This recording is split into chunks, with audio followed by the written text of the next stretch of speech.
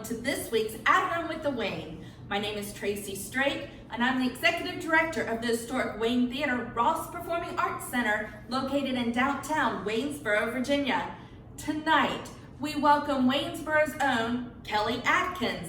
Kelly will be joining Hank Fitzgerald, our Director of Original Programming, to talk about what she's been up to since completing her BFA in Music Theater from Shenandoah Conservatory, her amazing work in film, television, and stage, and will share lots of photos and videos with us.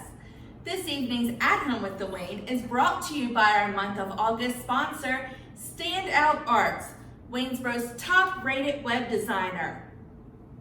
Also, if you would like to become a sponsor of the At Home with the Wayne series, a partner in the arts, or make a donation to the Wayne Theater, please click on the waynetheater.org link in the description of this post just above the comments section.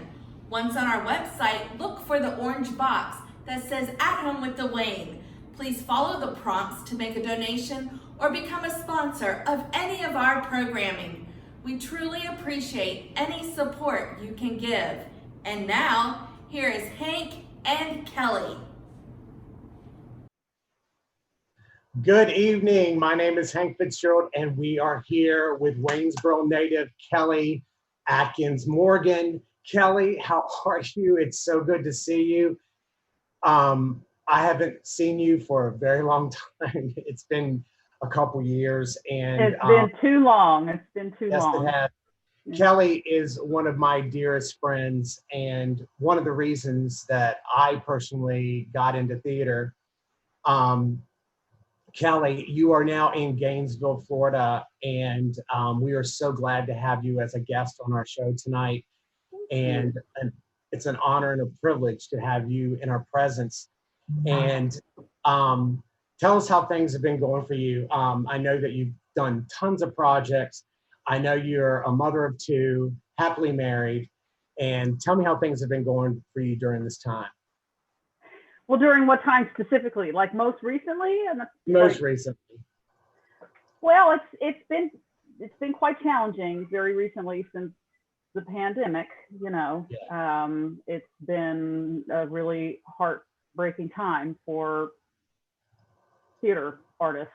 I was very, very fortunate that theater company that I work for often here in Gainesville, the Hippodrome Theater, was granted what's called a media contract by the Actors Equity Association. That's our union for professional stage actors and stage managers. Our union, Actors Equity, is not allowing actors to work on stage right now, but they have granted some theaters, a handful of theaters throughout the country have gotten these media contracts, which allowed us to completely remotely produce and stream a play. And we produced the play Souvenir, which is a two-person play about the life of Florence Foster Jenkins. So I played Florence, and it streamed last week and was quite successful. And it was a really interesting, it was produced completely remotely out of our homes. And it was a brand new way of creating theater, but you know, we got to do what we got to do to stay alive and be creative, and that's what we did. Yeah, so I was very lucky that I had that opportunity, because most theater artists right now are not in a position to be able to be making any theater. So I feel very blessed. Yes, and it was, I saw it. It was a wonderful performance, and we'll talk about that later. But you grew up here in Waynesboro. Where did you? And we actually were in school together. We were a wonderful concert choir with J. David Clatterbuck, and I hope you're watching, J. David. We say hello to you, and many other students that went through the Waynesboro system and chose theater. Daryl Brooks last week, who was our guest from the Black Ensemble Theater. And just an amazing journey. I did my first musical and played my first lead with the Kellyakin you see. We were Tony and Maria in West Side Story back in 1990. Two, it was 1992 was your senior year, and it was a wonderful experience for so many other people. We met Jackie Patterson and several other people in that show, and it sparked our interest. And what you were in theater with Diane Truslow and doing one acts, and I just remember the inner circle that you did with Paul Hildebrand. It was just amazing. Oh, Shannon Arts, yeah. Oh, yeah. Yeah, Shannon Arts, and just an amazing journey. And watching that piece was just beautiful. And you went your journey for college. When you were choosing colleges for music theater, what were your thoughts, and what were your choices that you wanted to take to further your college education? Well, gosh, at the time, I mean, it's been so long ago.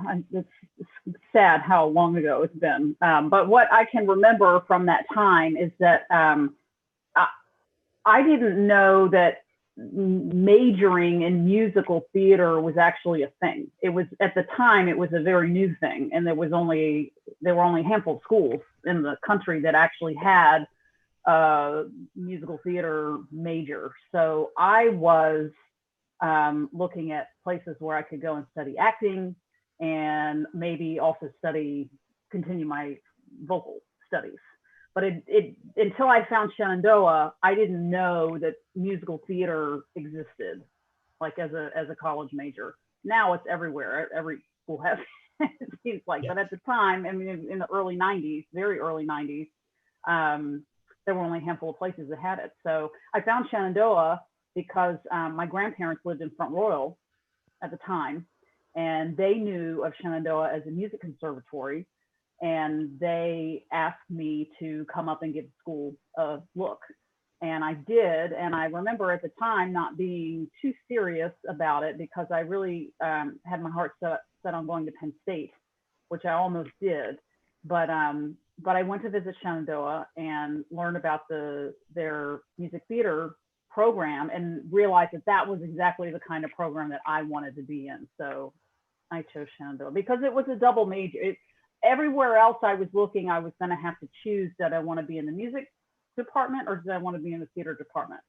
Every other school, they were separate departments. And this was the only place that I found at the time where it was a blended department and a blended major. And that's what I really loved about it. And it was very difficult. I mean, with the music theater, the piano, I mean, all of it, because you were doing both. It was a double major. We took voice, dancing, and it was a very difficult major. And on top of that, auditioning for shows, auditioning for the summer programs, the SSMT, which is a big, huge thing. And you did that. You landed some fabulous roles.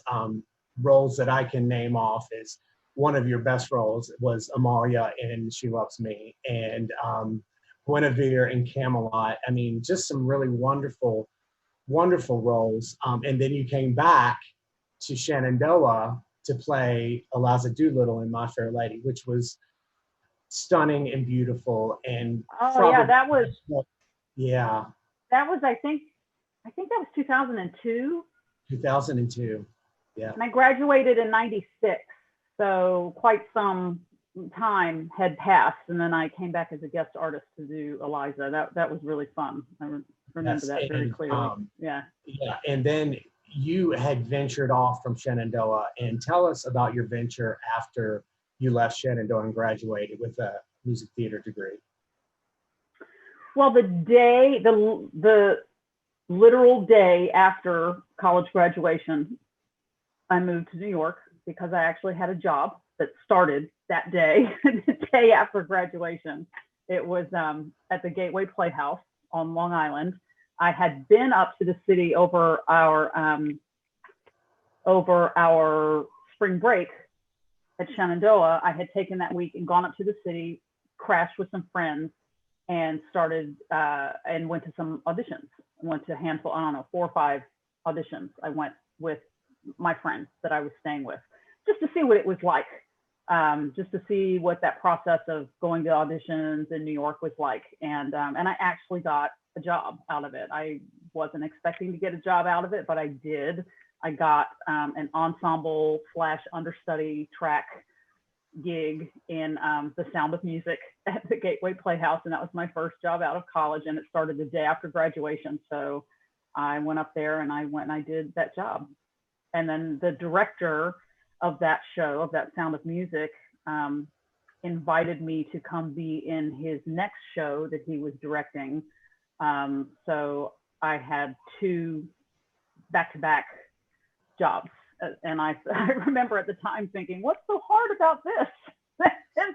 This is easy. Well, boy, was I wrong. I found that out later, but I think I just had a lucky start right out the gate. But then later on, I realized how hard it actually was. So.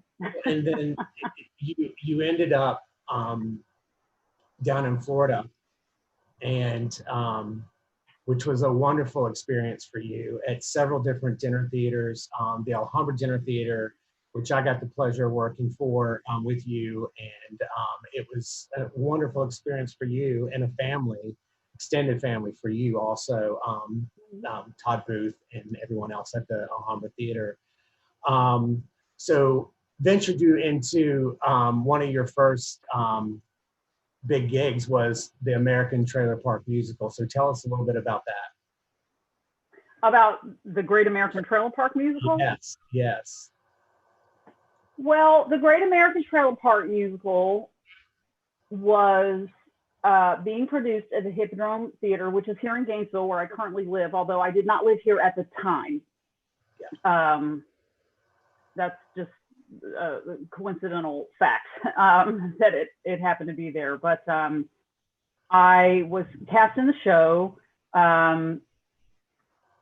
knew very little about it, except that it was a new show. It was just coming from off Broadway, and this was the first theater in the country to produce it since it had been produced off Broadway. So it was the regional premiere of the show. It had never been done outside of New York before. So, and there was a lot of excitement about it because the show is set to take place in a town called Stark, Florida, which is a neighboring town of Gainesville.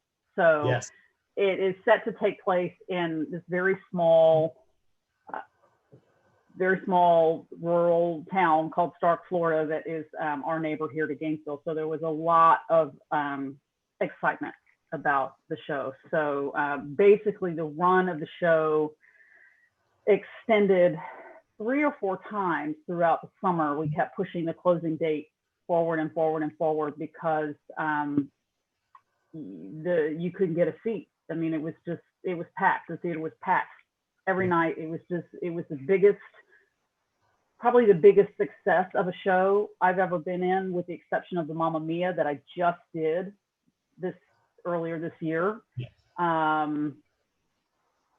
I think that that first production of the Great American Trailer Park Musical that I did was probably one of the most successful runs of the show I've ever done. It was packed every night, and they were crazy. They just went nuts for it. Audiences love their local humor. You know, they love their local innuendos and local jokes, and they got all that. And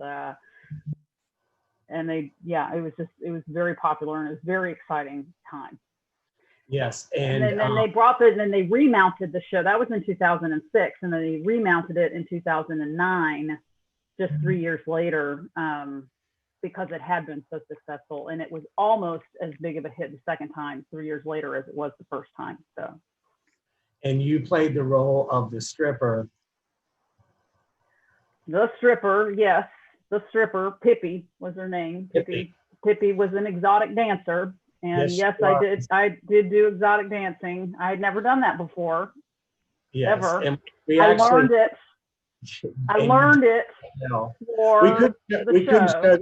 We couldn't show that clip on here, but we are going to show the clip right now of Make Like a Nail and Press On.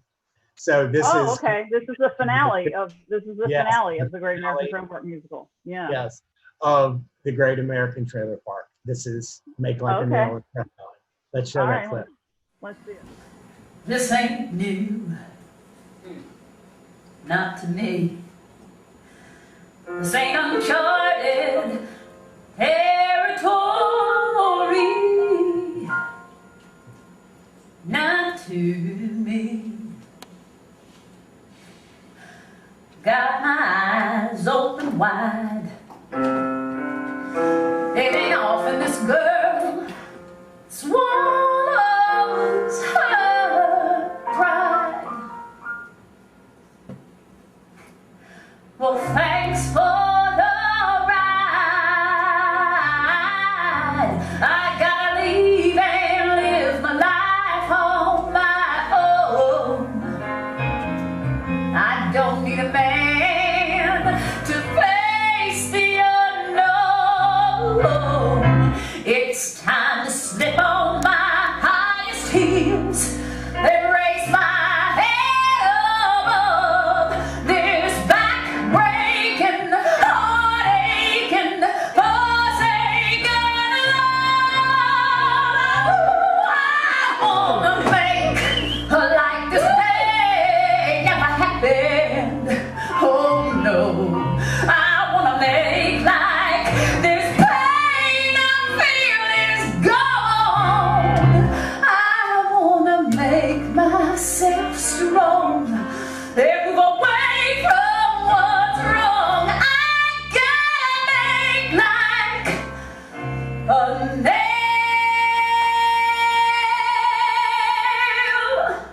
and press on. I gotta make like a Yes, ma'am. nail and press on.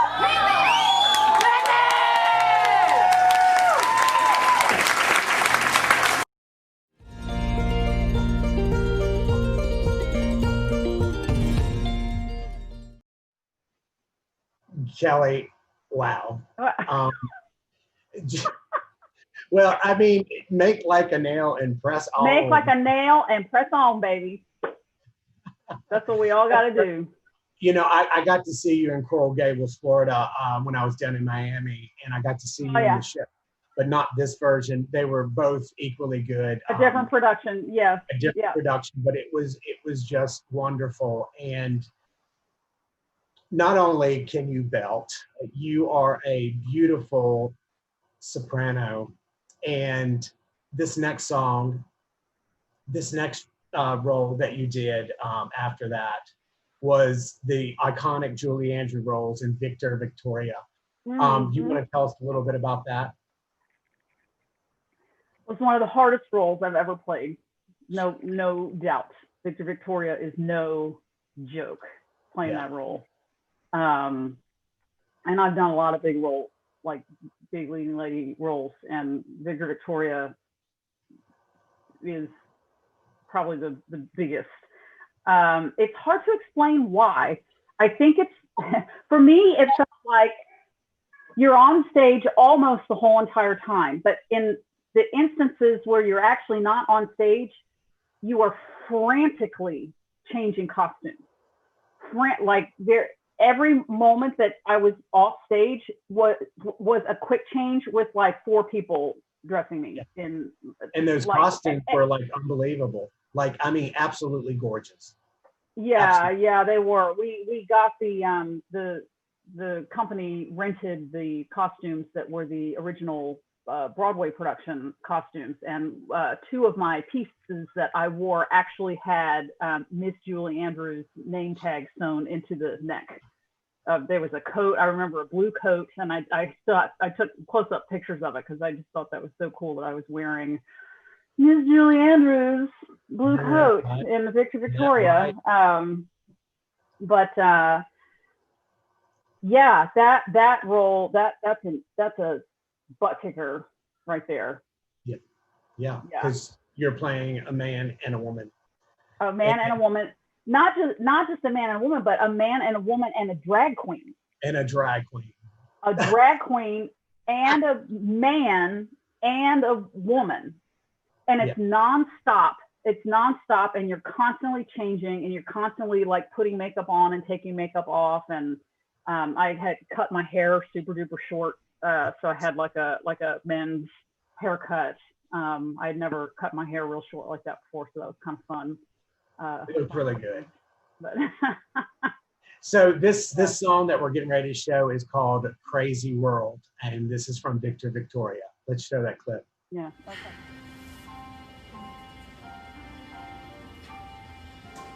Crazy world, full of crazy contradictions, like a child.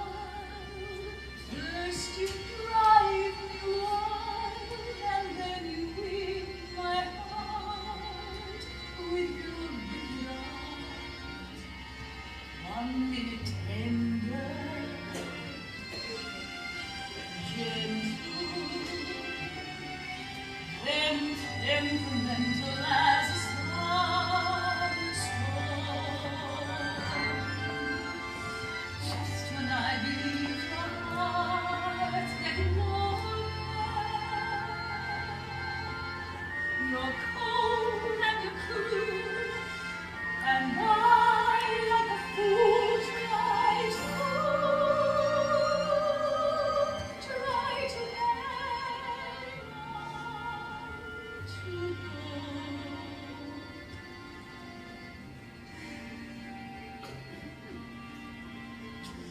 Crazy world, every day the same old roller coaster ride.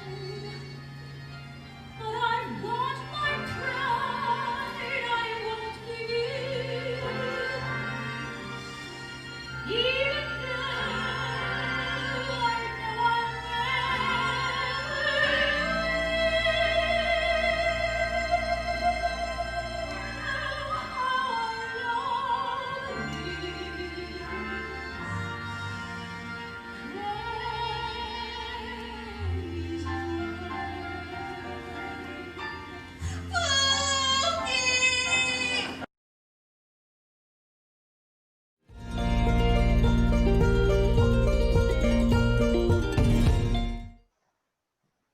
Just beautiful. What a beautiful song. Like a lot of people are not familiar with the Victor Victoria musical, but the music in it, everyone knows La Jazz High, because that's just like the big number from the show. Everyone knows that. But Yeah. Crazy World, a lot of people don't know that song, and it's just a beautiful, beautiful song.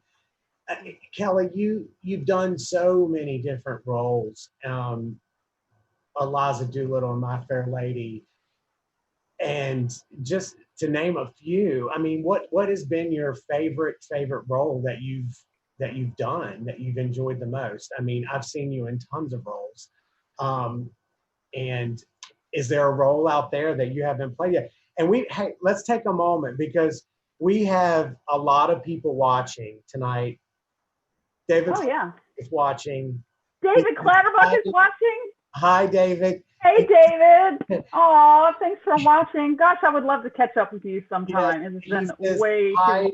hi to my shining stars. Thank you, David. You're our shining star. Roland Justin Crawford is Schumann. watching. Yes, it's amazing to watch. Aunt Reese is watching. Yes, Aunt Aunt Reese. Hi, Reese. Love How are you? you. Good to see you. And so Joy Doing is watching. Joy. Hey, Hi, Joy. Good to Hey. see you. Thank you for tuning in. So, you just finished not too long ago. You played the lead role in Mamma Mia. Tell us about that. Another butt kicker. Big Another time. butt kicker. That's probably might come in second, maybe second behind Victor Victoria in the butt kicking category. But super fun. Another show that just was completely sold out. You couldn't get a seat. I could not even get tickets for like my family to come in and get a seat and watch it more than like once or twice. It was crazy. So that made it really exciting when you have a hit show that that people really, really want to be there. They really want to see that. That gives you energy to push through. But yeah, Mamma Mia was super fun. Very demanding.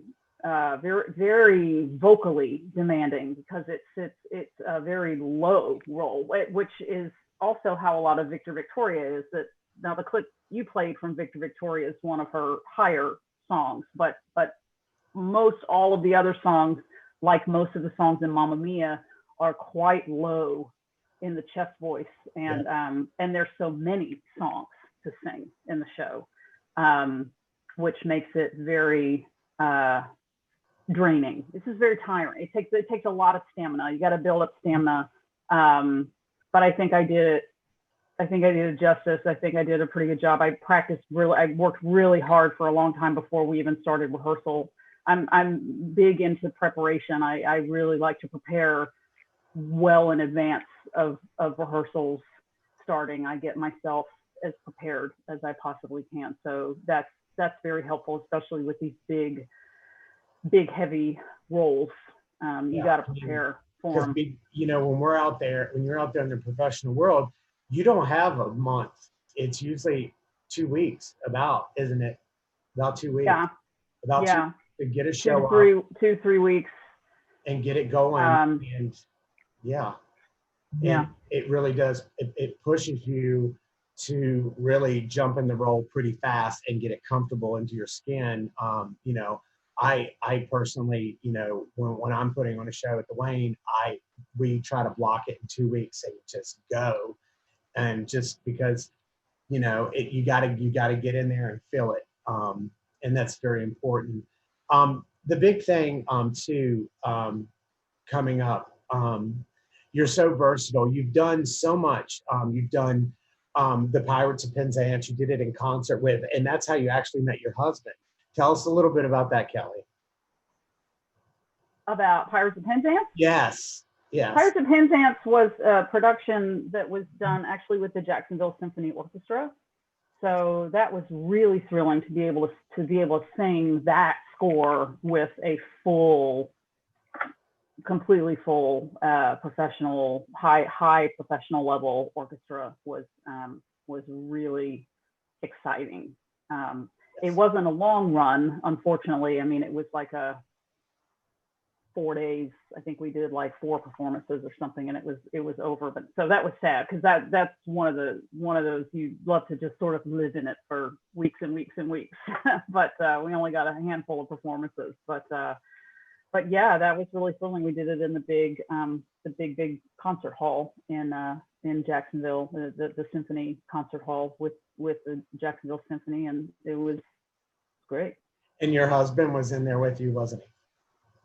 He was, yes. That's where we first met. Yeah, we played opposite each other. Yes. Mm-hmm. And your husband is actually a voice teacher, correct? He is. He is. Yeah. Yes. And a beautiful voice. Kelly, you've won national awards for Nats several different times. And you've won actually classical and music theater both, haven't you? I have, yes.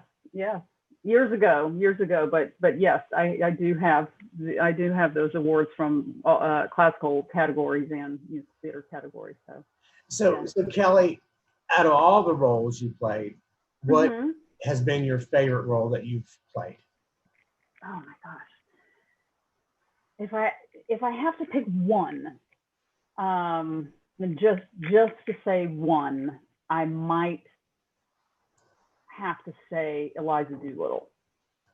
If I just have to pick one, and I've done her several times. It's a close tie between Eliza Doolittle and Anna in The King and I, Mrs. Anna in The King and I. I love doing Mrs. Anna. Yes. I've done her a couple times too. There's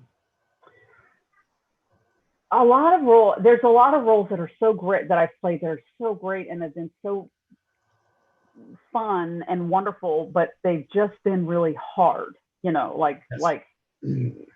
just take so much out of you. So for some reason, those roles, even though they're really big roles and they are hard, they seem to be a little easier, just a little bit easier, which to me makes them a little higher up on the list of favorites. Because, sometimes when you're doing 8 shows a week, you don't always want to have to work so hard. 8 Right. shows a week. And plus, Yeah. you have two beautiful girls that you have to take care of. So it's Yeah. but you managed them quite well, and you did when Daphne was born because you managed it, and it was fabulous to watch. Mhm. So you came to Waynesboro a couple years ago, and you did a benefit for Shannon Arts, and it was very cool. And you did one. Not only did I get to sing with you, which was Mhm. a wonderful experience to sing with you after many, many years. And you also did one of my favorite music theater pieces. That is, I think it's one of the most iconic songs in music theater repertory for a girl to sing. And it's Meadowlark from The Baker's Wife. Oh, And yeah. this is a stunning piece, and everyone out there watching, hold on to your seats because this one is amazing. This is Kellyakin singing Meadowlark from The Baker's Wife. Let's show that clip. Aw.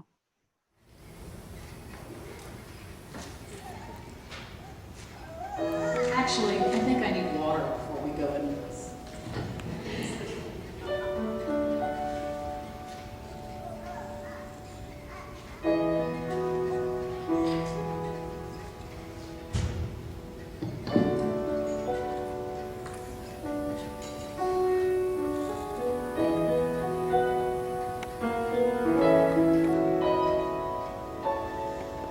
When I was a girl, I had a favorite story of the meadowlark who lived where the rivers wind. Her voice could match the angels in its glory, but she was blind. The lark was blind. An old king came and took her to his palace, where the walls were burnished bronze and golden gray, and he fed her food at once from an ivory chalice, and he prayed.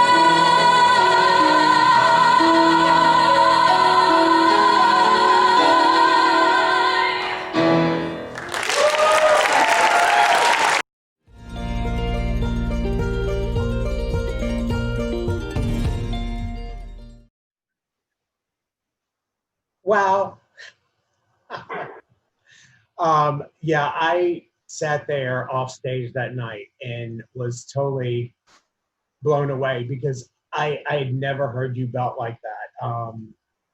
And I was just, because you're soprano and then you can do that and your belt, stunning, fabulous, and, you know, chill bumps, and the whole crowd went crazy that night. Um, so Kelly, Yeah. Kelly Deacon asked, how did you prepare for your role for Victor Victoria? Ooh, lots of homework, studying the script. I didn't really look at the movie. I don't like to look at movies of things. Like I've done a lot of shows where there's already like a famous movie of the show, and I don't like to look at them because I feel like I like to do my own organic thing that's really honest and true to myself. And if I get someone else's performance in my head, it's easy to sort of fall into their thing. Yeah. So if possible, I mean, sometimes you can't help it because sometimes you've already seen things. But so I didn't look at the Victor Victoria movie. I just studied the script, learned all the songs, practiced the song. I think I mentioned before that they were really, really low, like very, very, very low in my vocal range. So it took quite a bit of practice to get my voice sort of where it needed to be. And of course I got that fabulous haircut. that was a big part of my preparation. Once I did the haircut, man, it was like, you know, I'm really in it now. I'm fully committed to committed to this role. I never done anything quite so drastic like that before. Roland Cranford said brilliant on your last one, and David Clatterbuck said this is one of my favorite songs. So yeah, Aww. I mean, wonderful. Kelly, is there a role that you have not played yet that you want to play? Yeah, I want to play Diana next to Normal. That's what I really want to do. Yes, totally can see you playing that part. Yeah. So you've also, besides playing all these fabulous roles, going from theaters all over Florida, doing special guests, you've also come to New York and did 54 Below, which is an honor to perform at in New York City. We have some pictures we're going to roll from some of your red carpet events. And so, you know, doing that and having that connection with all of our friends that are all over the country, speaking, Joy Doing out there in California, you know, just all of our friends are all over the United States doing wonderful things. And it's amazing to watch everyone in their stuff and their theater things and what they're doing. And, you know, you just finished your Florence Foster Jenkins role in Florida. Oh, yeah. And what are your plans after that for right now? There's no plans right now. We are waiting to see what the union is going to do with allowing us to work again, allowing theaters to reopen. Everything's up in the air right now. There may be some opportunities for some more of these remote productions. I know the Hippodrome here in Gainesville is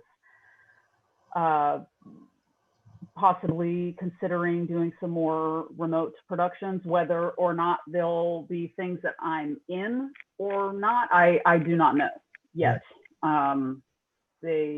So as of this moment, there are no plans because of COVID, and theaters are closed, and the union won't allow anybody to work. So, well, we hope to have you back at the Wayne someday soon in the future. We'd love to have you down. Be a wonderful treat for our audiences to have you on the stage at the Wayne at some point. I would love that. And have you back home on your homestead, and see the wonderful space we have at the Wayne. And anything you'd like to say before we sign off tonight? And I want to thank everyone that has joined in to watch us tonight. All of our friends, family, and friends out there from Shenandoah, hello. And all of our family watching tonight. Kelly, do you have anything you'd like to say before you check off tonight? It's just been so wonderful to hang out with you and talk with you. I've missed you, and I'm so proud of you and the work that you're doing at the Wayne. I think it's awesome. I'm so happy to see that you found this home for yourself, and I hope to be able to come and visit sometime and maybe do something together. That would be absolutely, and we would love to have you. Great. Anytime, Kelly. Our home is your home. And everyone watching tonight, thank you for watching. Stay safe, and we'll see you at the Wayne. Good night, everyone. Good night. Thank you. Thank you so much, Kelly. That was lots of fun, and we are so proud of you and all that you have accomplished. Please come visit us anytime. And thank you all for watching our At Home with the Wayne presentation. Please keep checking our Facebook page and YouTube channel for lots more fun from the Wayne. These presentations would not be possible without the support of our Wayne Theater patrons, partners, sponsors, and friends. And once again, we'd like to thank our month of August At Home with the Wayne sponsor, Stand Out Arts, Waynesboro's top-rated web designer.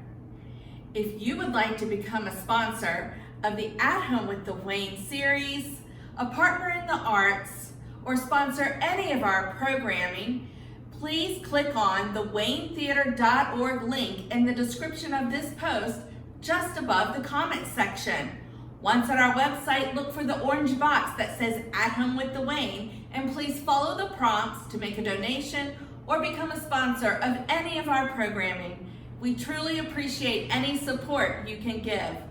Please join us next Wednesday evening for At Home with the Wayne as we welcome Larry Friedland, stage combat and fight choreographer. We will see video presentations of some of his work, and Larry will be talking about the importance of safety and the many intricacies of fight choreography. Please join us for that exciting live stream. Monday movies are back at the Wayne Theater, and August the 10th we will have The Importance of Being Earnest at 2 p.m. and 7 p.m. We hope to see you then. Thank you again for joining us this evening. Be safe, be hopeful, stay home, check in on your loved ones, and we'll see you next time at Home with the Wayne. Good night.